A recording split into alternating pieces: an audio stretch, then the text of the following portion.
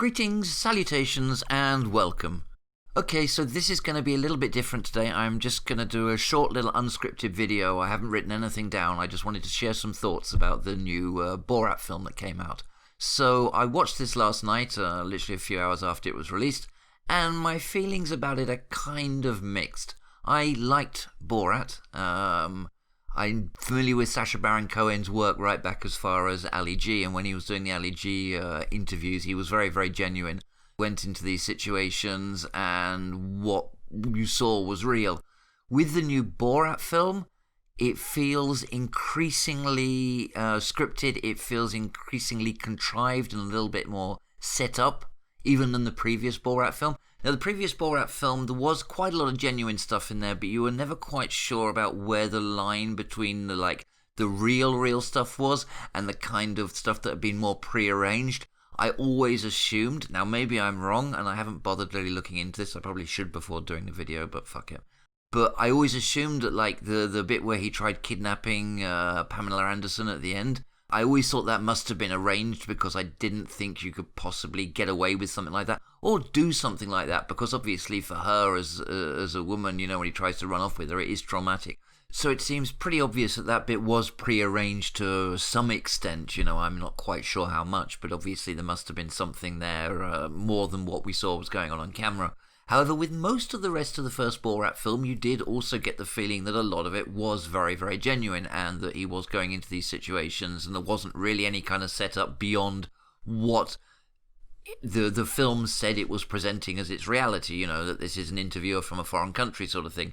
Now, obviously, today Borat is much more famous, you know, I mean, everybody knows who Borat is, and they do kind of make this joke about that at the beginning of the film where he's being chased down the street for autographs, which then means he goes in and disguises himself as a lot of other characters to sort of get away with being Borat and being Sacha Baron Cohen. So what you're actually looking at is the character of Borat playing other characters. But the thing is that this whole Borat narrative, if you like, the fictional side of it, takes a much bigger role in this film than it did before. The balance just feels very different this time. It feels more like a fictional movie than it does like a kind of reality TV show where it, like as it did with the first Borat. So I think that element of just like raw social commentary through putting sort of people into these absurd situations is kind of reduced in this film and to its detriment. Now, that's not to say that there aren't still some sort of, you know, funny, interesting, good sequences in the film, but I don't know, they don't feel quite as genuine as before. There's like this one bit where he sort of like meets this guy and says he's got nowhere to stay because of the lockdown, and he gets invited, in inverted commas, to the house of a couple of QAnon supporters. Now, whilst obviously there was a degree of setup because there's no way this guy is just going to invite Borat to his house, when Borat's actually interviewing them and talking to them, yeah, what they say basically sounds genuine. Clintons are very evil. Extremely evil. Supposedly they torture these kids. But then the scene is also sort of like interspersed with him doing these kind of like weird things in their house where he's exercising with like a sort of, you know, a strap-on rubber dildo and stuff, and they're not kind of batting an eyelid. So you don't really quite know where the line is here between reality and fantasy and how much of it is like scripted. I mean, like I say, these guys were talking about QAnon and did seem pretty honest about that. But maybe they weren't. Maybe that was just completely and utterly acted. So I don't know. The QAnon supporters then take him, Borat, or, you know, Borat in disguise, as it were, to a country music festival. Or no, it's not a country music festival. It's a freedom festival for sort of like Trump supporters, and they have country music acts. And this may be something that people have already seen because it was a story that floated around on the internet a few months ago, and the people who actually held this show were complaining, and they were saying, oh, we were completely set up and none of this is real or anything. But basically, Borat goes on stage dressed as a cowboy and sings this incredibly sort of offensive racist song where he's talking about injecting journalists with the Wuhan flu, and he's talking about chopping them up like the Saudis do. And basically the crowd are kind of like singing along with him and laughing and clapping. Now, whilst some of this may have been set up, I don't see how the crowd is set up. I don't see how that aspect of it is. The people who actually put this concert on, there was this whole big thing on YouTube, and they were saying, yeah, he hired his own security, then he wouldn't let us near the stage, and people were singing along to this and clapping, and that I don't think that all of those people there at the event was sort of faked and were stooges or paid actors. That just doesn't make any kind of sense. So yeah, in this movie there is this kind of line here between the fantasy and reality aspect of Borat, and it's a little bit difficult to know exactly where that line lies sometimes, and you get the feeling that it does lie more towards the fantasy side than the reality side than in his previous films. And so I think that does, for me at least, make this film a little less enjoyable than the first one, which definitely was a lot more real once it got down to the basic interviews or real life stunts and that kind of thing. But anyway, obviously the bit we all want to talk about, or the most important bit, is this whole thing that's been hyped up with Giuliani. So let's take a look at that.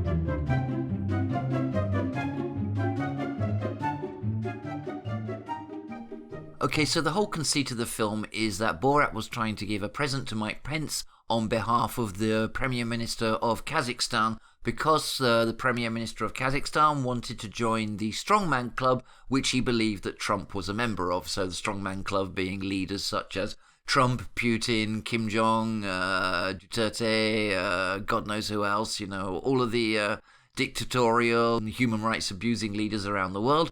The Prime Minister of Kazakhstan wants to become part of it, so he sends Borat off to give a present to Mike Pence so that the nation of Kazakhstan will be invited to be part of the Strongman Club.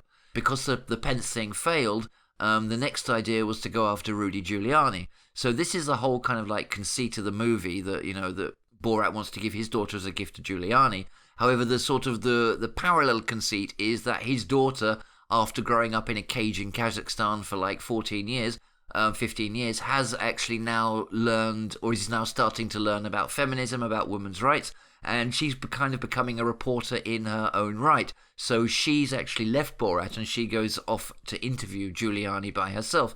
So you've basically got this kind of conceit where Giuliani thinks he's going in for a real interview with this girl who is, by this stage a pretty blonde who's been made up and is, very attractive sort of thing, and Borat kind of is in the background, or to begin with I think he wasn't even like visible to Giuliani. So what happens is she is interviewing him.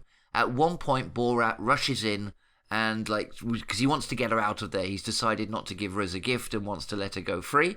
But she says, no, I'm going to finish the interview, let me finish the interview with Giuliani, and so on. And Giuliani, by the way, he is looking really pissed off about this interruption when this sort of crazy-looking sound guy comes in. He does not seem happy. His sort of interview with this young girl's been interrupted. But anyway, she pushes Borat out and says, yeah, I'm going to finish the interview. And then she continues the interview with Giuliani. The interview finishes, and then she says, oh, shall we go and have a drink in the bedroom? So Giuliani gets up and follows her into the bedroom. At that point, he takes off her microphone unit, she takes off his microphone unit, at which point we get this scene, or this shot that's now been shown all over social media, where Giuliani sort of lies back on the bed and is kind of got his hands in his pants sort of thing. He claims he was just tucking his shirt in, and even though I absolutely hate Giuliani, kind of sort of half believe him on this, actually. First of all, the scene is cut off so quickly that very little really happens. Giuliani sort of lies back on the bed, and literally within 5 or 10 seconds, Borat has burst into the room, sort of wearing a mankini, saying, no, don't take my daughter, take me instead. I have a good anus. And he sort of disturbs the scene. So it's a bit difficult to know where it was actually going. But if you watch it kind of carefully, you do see the way she pulls his shirt out while she is trying to get the microphone off him. And then Giuliani sort of lies back on the bed, and like I say, this is where we get this image of him with his hands down his pants in a hotel room. Now, like I say, Giuliani said he was tucking his shirt in, and I kind of believe him.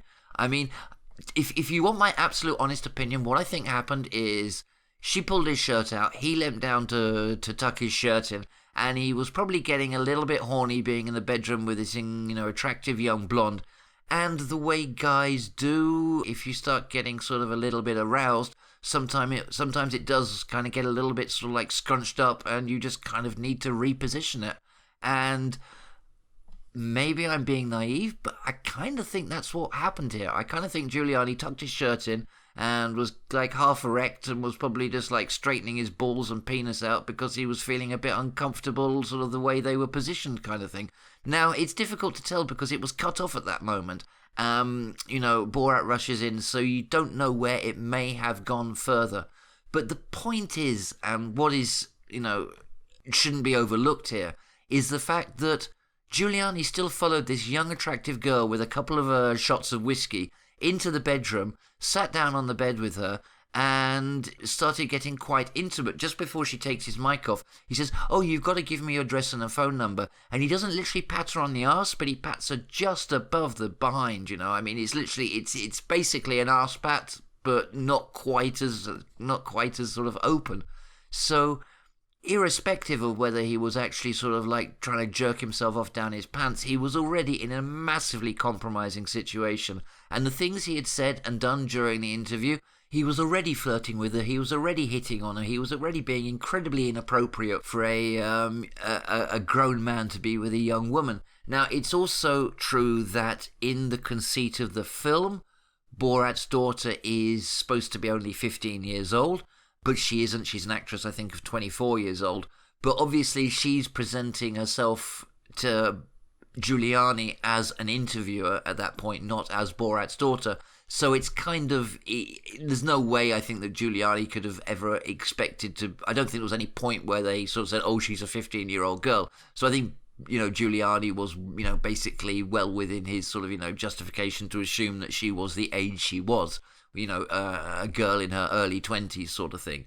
That doesn't excuse anything he did, though. This is the point. Even if he was just genuinely tucking his shirt back into his trousers and rearranging his balls a little bit, everything else that happened during that entire scene, as far as Giuliani is concerned, makes him look really bad. He is there chatting up and hitting on a very young reporter who, I don't know what age he thought she was, but, she passes for being in her early 20s, and he's a 70-whatever-year-old guy. And he's sort of, saying, "Oh, well, I'll eat a bat with you if you eat a bat," and, asking her for a phone number and her address. This makes Giuliani look absolutely terrible, and irrespective of what happens at the end, whether he's jerking himself off or not, the rest of it is incredibly incriminating as far as I'm concerned. I mean, it really makes him look bad. It's embarrassing.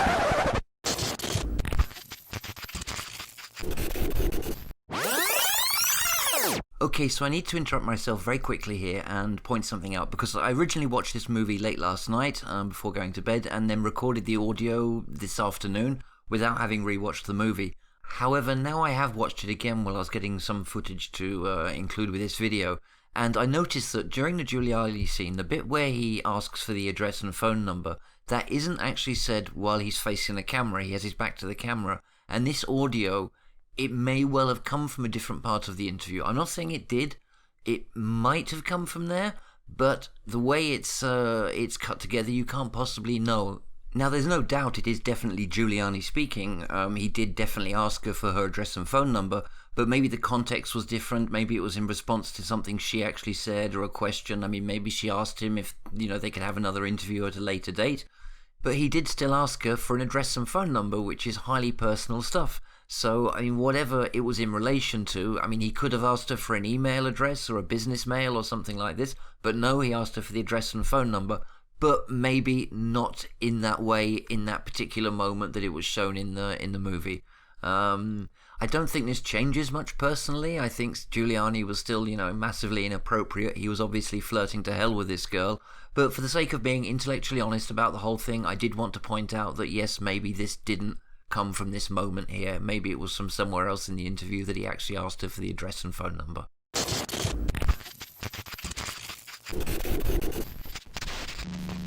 The rest of it is incredibly incriminating as far as I'm concerned. I mean, it really makes him look bad. It's embarrassing. Now, obviously, by this point, Giuliani and the entire Republican Party are pretty much immune to any kind of embarrassment. So I feel that, this is just going to be, Giuliani's going to say, oh, it's part of a Democratic plot, and, probably Clinton and the deep state are behind it and funded him or whatever, But no. Giuliani was in an interview and he made himself look like a complete prick. And Sacha Baron Cohen, although he probably manipulated the situation as much as possible to try and sort of get it to be as incriminating as possible, what Giuliani does of his own volition and what he says of his own volition is, enough, in my opinion, to just completely discredit the man for forever. I mean, he's not like he had any credibility with me to begin with, but, this is even more so. But this is something kind of indicative of the whole Trump thing. A lot of Trump supporters say, oh, it's just the liberal left-wing media who are brainwashing you into hating the orange man and all of this. I'm like, well, yeah, they do give negative reporting on Trump, but there's literally hundreds of hours of footage of just Trump talking, whether it's in speeches, press conferences, his rallies or whatever, and there's his entire Twitter feed. And my personal dislike for Trump is based basically upon that. It's not based upon what the liberal media comment upon it afterwards. The liberal media doesn't have to spin it any further than that. Just listening to his words is enough for me to know I don't like him. And in this Borat film, just watching and listening to what Giuliani says is enough to know that he was, basically hitting on this young girl, and he's kind of an old pervert. So, yeah, knowing Sacha Baron Cohen, well, I say I don't know Sacha Baron Cohen, but from what I suspect about Sacha Baron Cohen, I think it's very likely that she was instructed to try and take his microphone off and to try and untuck his shirt, to try and get these sort of like compromising shots in the bedroom if he even followed her into the bedroom, which was his own choice. He didn't have to go near the bedroom. She said, oh, should we go in the bedroom? And he voluntarily got up and walked next door. He could have just said no, took the microphone off and left the interview, but he didn't. He followed her into the bedroom. My opinion, I'd have liked to have seen Borat let that go a little further. Now, I must admit, yeah, in one way you could say that's maybe unfair on the actress, but she is also an adult. She's capable of making her own decisions, and I'm sure if she ever felt that the situation was, sort of out of her control, she probably had some kind of, out for that. So I'd have liked to have seen it maybe go on just a little longer, leave it another 20, 30 seconds to see how far Giuliani actually was prepared to go with this.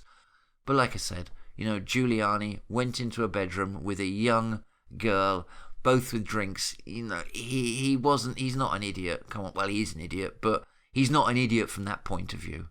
He knows there is an implication and an undertone to this situation, which, you'd have thought as a high-profile politician, well, not politician, but, lawyer of the president, you thought you'd be a little bit smarter about this kind of stuff and simply not get involved with that kind of situation with any reporter who just walked in off the street, because, yeah, they could be anyone. They could be a genuine conservative reporter, and they could be a plant for Sacha Baron Cohen.